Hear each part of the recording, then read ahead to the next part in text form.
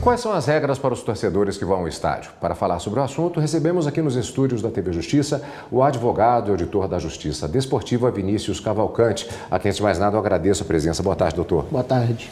Bom, qual é a diferença entre a questão do trabalho relacionado à legislação específica, do comportamento no Estado e também a legislação, no caso, penal por agressão? Isso vai concomitantemente? São esferas diferentes? De que maneira isso se dá? Temos a questão do comportamento dos estádios, o Estatuto do Torcedor, que prevê punições penais para o caso de desordens, agressões em estádios. E temos também a legislação ordinária, Código Penal, por exemplo, que coíbe em qualquer âmbito xingamentos, ofensas, discriminações, e isso também é passivo de punição. Agora, por exemplo, naquele caso, considerando que seja dessa forma, responde em relação ao Estatuto do Torcedor e também pode responder perante a Justiça Comum. Isso. No caso, pode responder penalmente, com base no Estatuto do Torcedor, e civilmente, com a questão de indenização por dano moral, alguma coisa assim, alguma agressão, dano material que porventura a vítima tenha sofrido. Quais os limites, ofensas e xingamentos, a questão da emoção forte durante o jogo, como também é feito o tratamento em relação a esse tipo de situação? Veja bem, estamos num marco civilizatório que não é admitido mais qualquer tipo de ofensa em qualquer lugar, em qualquer local, inclusive em estádios. Nós, da Justiça Desportiva, coibimos isso veementemente, inclusive não admitimos sequer xingamentos a árbitros, por causa de marcações, e muito menos xingamentos e ofensas de torcida contra torcedor, outras torcidas ou minorias, e isso não é admitido mais. O que acontece quando uma pessoa é flagrada? No caso, vimos ali a suspensão por 15 jogos. Isso tem sido suficiente para coibir esse comportamento? Veja, tem sido suficiente, porém ainda não tem muito aparato estatal para fiscalizar as punições, no caso de proibição de comparecer aos estádios.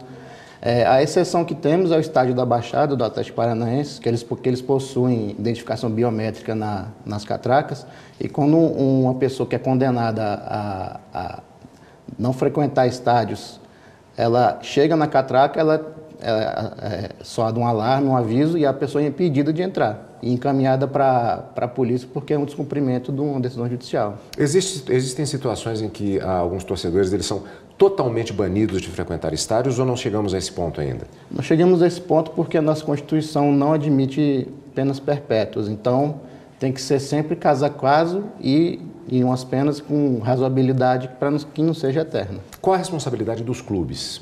Os clubes têm dever de coibir e conscientizar a sua torcida, seus sócios, que isso não é mais admitido. Tanto que no último final de semana houve uma campanha grande contra a homofobia nos estádios. E no caso de haver desordens ou xingamentos nos estádios, se o clube identificar e encaminhar para a autoridade policial os infratores, ele é eximido de punição na Justiça Desportiva. Estamos falando de Estatuto do Torcedor, mas existem pontos específicos em relação a torcidas organizadas? Não há detalhamento entre torcida organizada e torcedor comum. Todos estão sujeitos às punições do Estatuto do Torcedor. Recentemente, um jogo, se não me engano, era o técnico Vanderlei Luxemburgo. A torcida começou a falar uma série de coisas a partir da arquibancada e o juiz foi até o técnico e disse, isso não pode. O técnico virou-se para a torcida e fez sinal pedindo que eles parassem com aquilo. Ou seja, é uma forma de atuação do árbitro exatamente via o técnico do clube para coibir o comportamento particularmente coletivo da torcida. Isso veio de uma orientação da Procuradoria do Tribunal Superior de Justiça Desportiva, com base no entendimento recente do Supremo, que reconheceu a memória legislativa do nosso Congresso de não tipificar a homofobia como crime.